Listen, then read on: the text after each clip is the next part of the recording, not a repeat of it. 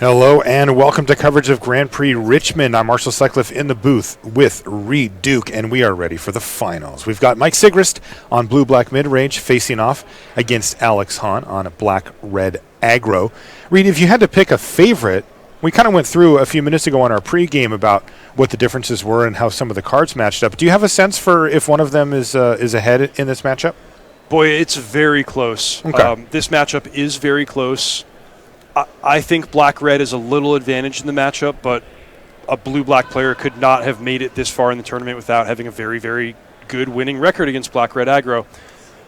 So I think the matchup is close enough that the fact that Mike Sigrist is on the play for Game 1 and the more experienced player of the two, I'm picking him to win, not based on the cards, but just based on the positioning and who he is. Okay. Good start here for Sigrist, by the way. He has Ether Hub into Siphoner, and that gives him the 2 energy needed to cash that in for a life and a card. And he's already up a card now. Yeah, the dream start for the blue-black mid-range deck is having not only turn 2 Glint Sleeve Siphoner, but off an Ether Hub so that you can draw your card on turn 3. We highlighted before the match the interaction of Goblin Chain Whirler taking out Glint Sleeve Siphoner and Champion of Wits. That's something that changes a lot based on the play or the draw. And here you see with Mike Sigrist on the play, he's able to get the Siphoner and draw a card off of it both before Alex Hahn even has 3 mana. Mike signaling his intent here by not attacking with that Glint Sleeve Siphoner, saying, you know, I'm in the market for a trade, and Alex obliges him. Sigrist is now deciding what removal spell he'd like to use on Karizev. He also had Supreme Will at his disposal. Yeah, so Mike just everything going the way he wants it. He's got the Siphoner on turn 2, already gained value off of it. Multiple options available to him on turn 3. He's got his 4th land all set up, so everything's going perfectly for him so far. That said, we're almost to 4 mana for Alex, which is where the must-answer threats start coming in, and he's going to start throwing them at Mike and saying, can you answer this one? Can you answer this one? And it really only takes one to stick to get a board advantage on Alex's side of the battlefield. So let's see what he's got here for us on turn 4. I see he has a Chandra already for sure. There's a Glorybringer for next turn. Hazaret the Fervent perhaps as well. He's going to go with the Chandra. So Mike has the option to counter this with Supreme Will, which is what he's going to do. But if you saw Reed, he also has one of the key cards in the matchup, Vraska's Contempt, in hand too. Mm-hmm. Yeah, Mike's prepared for the next 3 threats. Well, 2 now, but 1 with Supreme Will, 1 with Vraska's Contempt, 1 with Commit Memory. He is going to have to find another black mana source, though, if he wants to cast that Vraska's Contempt, isn't he? True.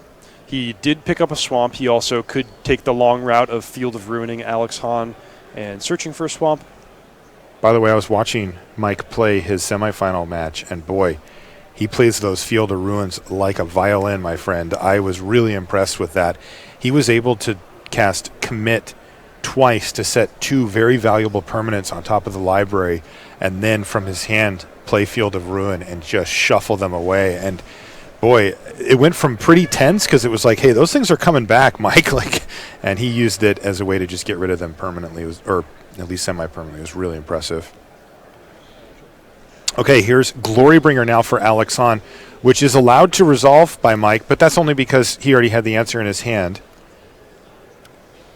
with Vraska's Contempt. So once again, things going the right way for Mike Sigrist. What happens, though, when he wants to start taking over again? Right? I mean, he's playing the control route here, just keeping everything at bay. What happens when he starts to turn the corner? Well, that card that he just deployed, Champion of Wits, that's a big part of it. Okay. That can both dig him to action or eventually, you figure against a red-based aggro deck, it's going to find its way into the graveyard. And as soon as Mike has 7 lands, nothing to do with him, he can restock his hand. So the game plan for Mike is trade, and then once he's done trading, once he's taken a little bit of the wind out of Alex's sails, then he's going to use one of his big get-ahead type cards like Champion of Wits or the Scarab God. This was super interesting here from Sigrist because I think he was really hoping that there would just be one big threat left for Alex because he's leaning on this Doomfall, but there are 2. So Sigrist gets to take care of one of these, and then Alex gets to untap and say, okay, well, I'm going to cast the other one. Both of them very difficult to deal with. He's going to let him keep the Phoenix because of the immediacy. Yeah, no haste on that one. At Right. least. A little less immediate there. I think Alex just drew another Hazaret. Oh, that's a little justice. Maybe a missaw. Well, he's going to play the Phoenix either way.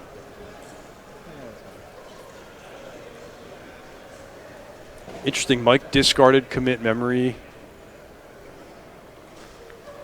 He's got another Vraska's Contempt in his hand, and this could be a pretty good turn for him as well. I think he drew a glint sleeve Siphoner.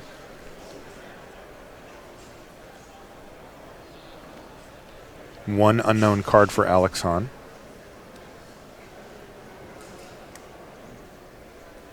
There's a Siphoner. I guess there's no real reason to fire it off right now.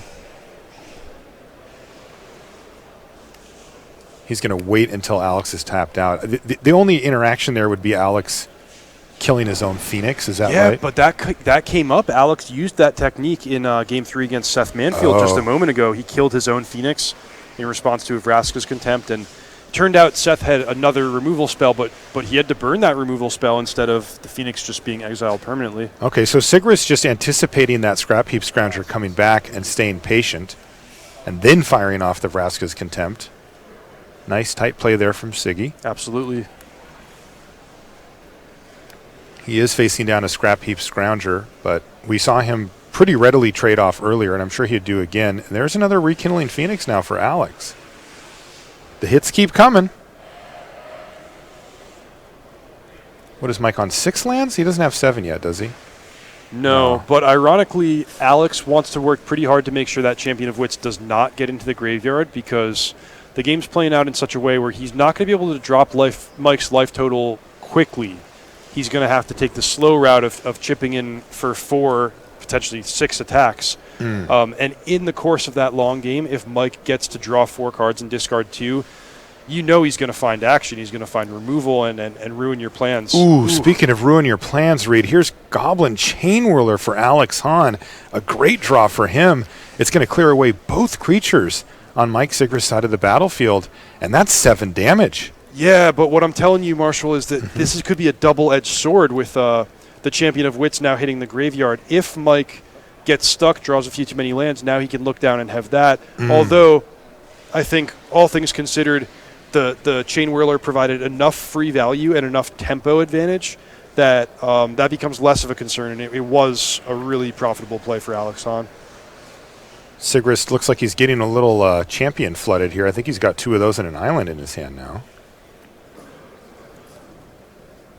Maybe just 1 extra.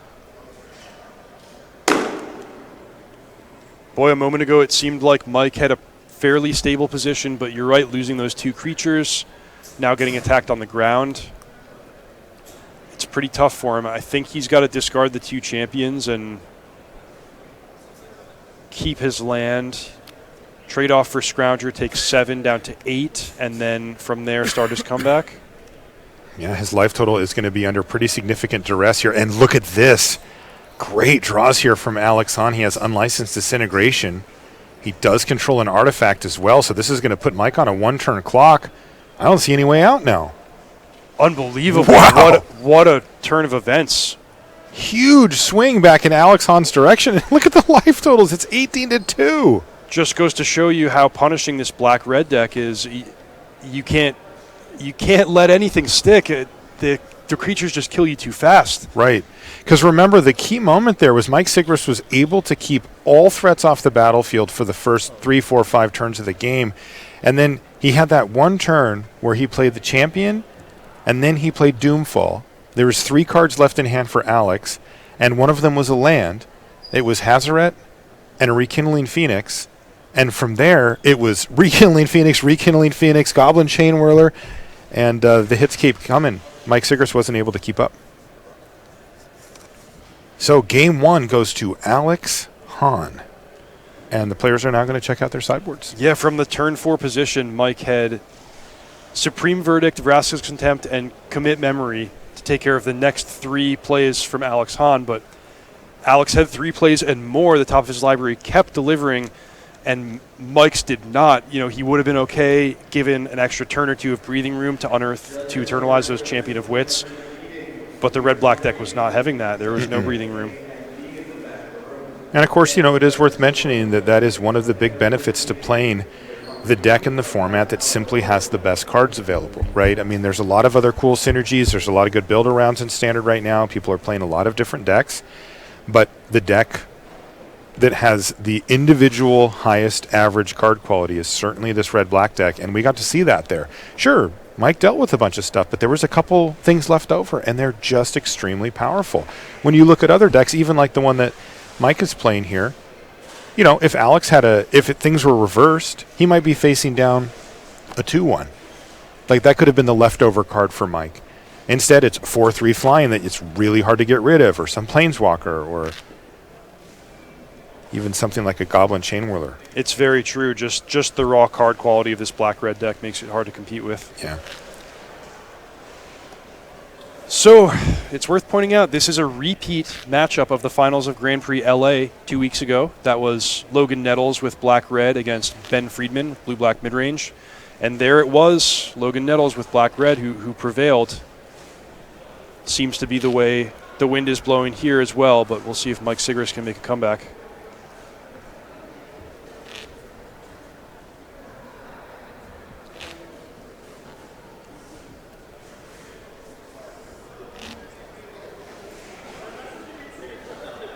Siggy on the right-hand side of your screen getting shuffled up and ready while Alex Hahn just finishes up his sideboard plans.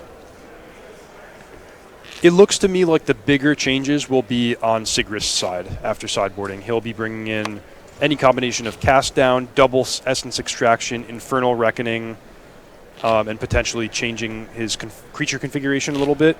But those 4 extra cheap removals coming at the expense of probably the Glint Sleeve Siphoner. Whereas Alex Hahn, no structural changes. He can turn to Magma Spray if he would like, a nice clean answer to Champion of Wits. He's got another Glorybringer that I would expect to come in. He could choose Doomfall if that's something he's interested in.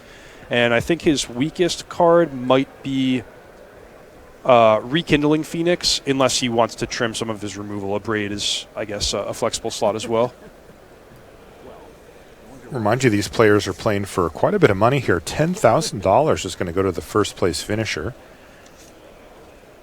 And they're going to get 8 pro points as well as a trophy that they get to keep forever. Sigrist has been here before. He is a GP champion.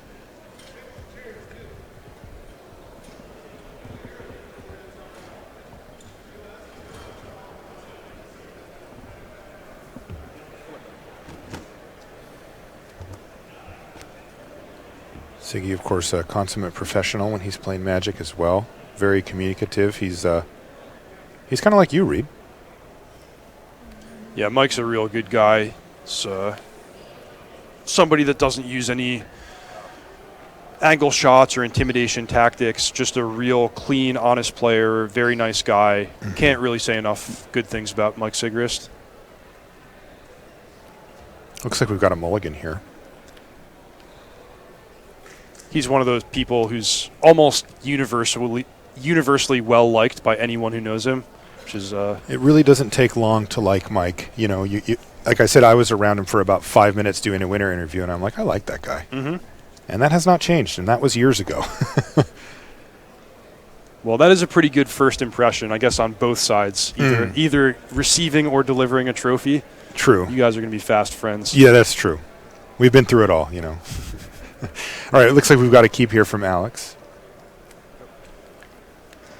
In case you were wondering, Alex did not touch those Bomat Couriers after sideboarding. He still wants those fast starts. Plan A, and he's got it. Bomat Courier, cracking into the red zone, getting a card exiled, passes a turn back to Sigrist. I wonder then if Sigrist will turn to Fungal Infection. Really, really nice, profitable answer to a 1 toughness creature. He has that? 1 Fungal Infection in his sideboard. Boy, I like that one. Oh, he'd be really good here. Look at Alex. He's like, I hope you don't have that Fungal Infection, man. All right, he doesn't have it. Fatal Push is what he was going to have to settle for, but Infection would have been a blowout there. So Fatal Push kills one Bomat Courier. Yeah, that Bomat Courier is just in the graveyard like normal. Right. What? Yeah. We made an exile sandwich out there, but there we go. Was there no follow-up play there for Alex? Nothing else. Okay. Well, so just Bomat, go. Bomat, yeah. Okay. That was only his turn 2, not his turn. Sure. Champion of Wits now for Sigrist. He's going to discard another copy of Champion as well as an Ether Hub. Pass the turn back to Alex. Land number 3. And that's exactly what he wants to see here. Goblin Chain Whirler. We pointed that out in our pregame. Champion of Wits and Glint Sleeve Siphoner. Weak to Chain Whirler, and there you go.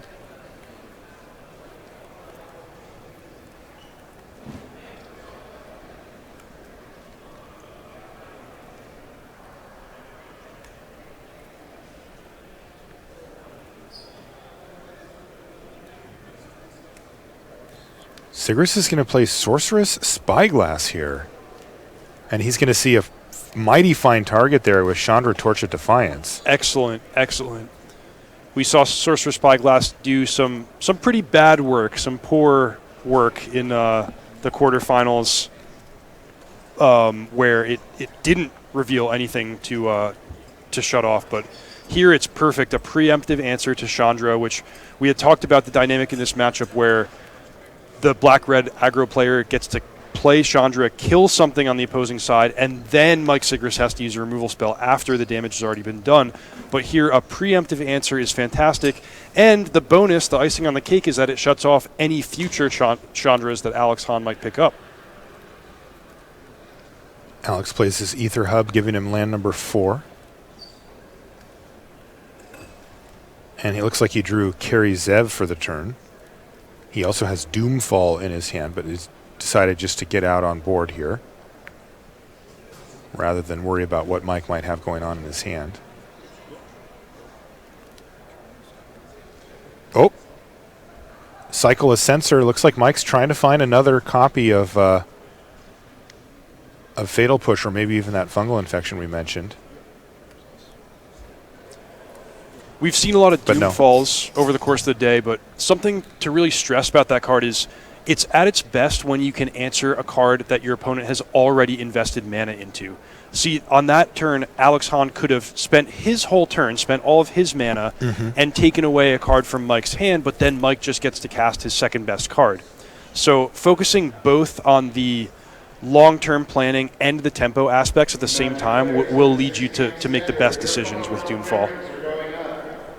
Mike has land number 5 here. What does he have to play? Cycle another Sensor. He did take 4 damage last turn from the Chain Whirler and the Bomat Courier. He's down to 12. One of the weaknesses of the blue-black mid-range deck is it doesn't really have a reset button. It's more focused on one-for-one answers. And if the board spirals out of control like it's starting to do here, Mike Sigrist facing down 3 potent threats. If he can only answer 1 per turn while taking massive damage or letting more cards grow under that Bomat Courier, then it's really hard for him to come back 1 removal spell at a time. It looks like Alex doesn't have anything else to do, so he's going to go for the Doomfall now. Take a look at Mike's hand, but Mike is going to respond. He did actually find a Fatal Push now. Does he have anything else to do? Oh, Scarab God gets exiled and leaves Mike with just a land. Here's 4 more damage. Mike's going to be at 8, and he's top decking. Yeah, Mike needs a lot of help. He needs a big draw here, and then after that, a 7th land might be okay to eternalize the champion, but he cannot pass the turn doing nothing this turn. Okay, he's passed the turn yet, but perhaps he has an answer for one of these threats. An instant speed answer, that is. Gear Hulk, Vraska's Contempt. Those are the type of haymakers that he needs. Gear Hulk would be amazing here. But he just takes the damage. He's down to 4. Is this one slipped away from Sigrist? Another land for him, and all he can do is eternalize the Champion of Wits. Oh, and there it is! Unlicensed Disintegration with the trigger on the stack, and Alex Hahn wins Grand Prix Richmond. Wow, fantastic stuff.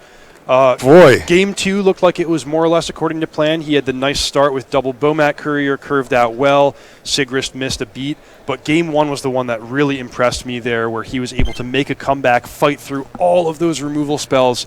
And then once he started sticking threats, just the life total goes from 23 to 0 in the blink of an eye, a snap of a fingers. Yeah, Alex was just completely relentless in both of those games, just presenting threat after threat after threat after threat.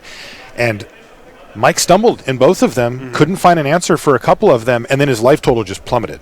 Yeah, part of the difference, I think, is that the blue-black deck, it has its threats and it has its answers. We talked about Mike needing Supreme Will into Vraska's Contempt into a go-over-the-top type card.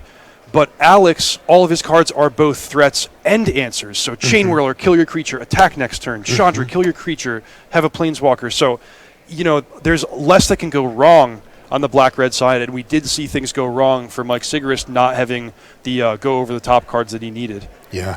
Eventually, those cards chip away at you, whether it's Chandra for 2 a turn or Goblin Chain Whirler for 3 a turn, plus the one that you get automatically, your life total gets chipped away at. And then usually what happens is there's something with 4 or 5 power that just goes bang, and you're dead. Yep. And that's exactly what happened here. So great run for Mike Sigrist, but Alex Hahn, he is our champion here in Richmond. We're going to be bringing him in the booth momentarily here for a little interview. And it's been quite a weekend, has it not? Yeah, it's been a great weekend. We saw some good action in Legacy yesterday, and here we're taking a look at the final bracket. We're bringing Alex in. Thanks, Reed.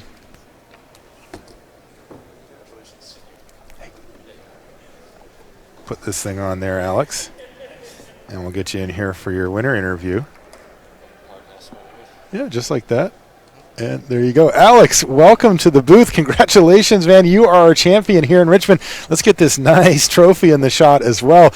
Boy, you did not have an easy road there. In the semis, you had to beat Seth Manfield, and then you had to beat Mike Sigrist after that. Yeah. They just lined him up, but you just knocked him out. Greatest upset of all time, probably. What do you say that for? You crushed him. I don't know. Those guys are just so good. You couldn't believe it. Yeah, you did have the hardest road through the top 8. We've been taking a look at the bracket, and I'm just like, wow, that looks rough. You had to beat Joel Sadowski and then Manfield and then Sigrist, but you did it. What made you pick your red-black deck? It's kind of the deck in Standard. Did you do any tweaking to it? What was your thought process there? Well, I've basically just been playing it the whole year, so it's the deck I've just felt most comfortable with. Okay. And what's your stat right? So you qualify for the Pro Tour from this top 8. Where are you trying to get to silver, gold? Like where are you at on the pro scene here? I think I needed a top 8 to hit bronze, and I guess I got there. Congratulations. That's great. So we'll see you for sure at one Pro Tour, and I like your chances of hitting another one as well. Congratulations, man. Great job. I appreciate it. You got the trophy too, and you get to take home all that money and everything as well. Yeah. Nice work. So that's going to do it, of course, for us here from Richmond. Quite a weekend. Thank you so much for joining us for it and for going for our experiment with GP Reed Duke. We had a great time doing it. Really appreciate all the feedback that we've gotten for that. Thank you so much for that. I want to thank everybody here that helps make these tournaments possible in the room. Alex, the judges and the staff, boy, they are indispensable when it comes to making a GP run. Thank you so much to everybody here from Channel Fireball Events and the judges that help make these things possible. And, of course, thank you to you. Thanks so much for joining us. We've got GP Detroit next weekend. That is Team Unified Modern, and we're also bringing you coverage of Japanese Nationals that same exact weekend. It's going to be a jam-packed weekend full of live and recorded magic for you. Thank you so much for joining us. We'll see you next time.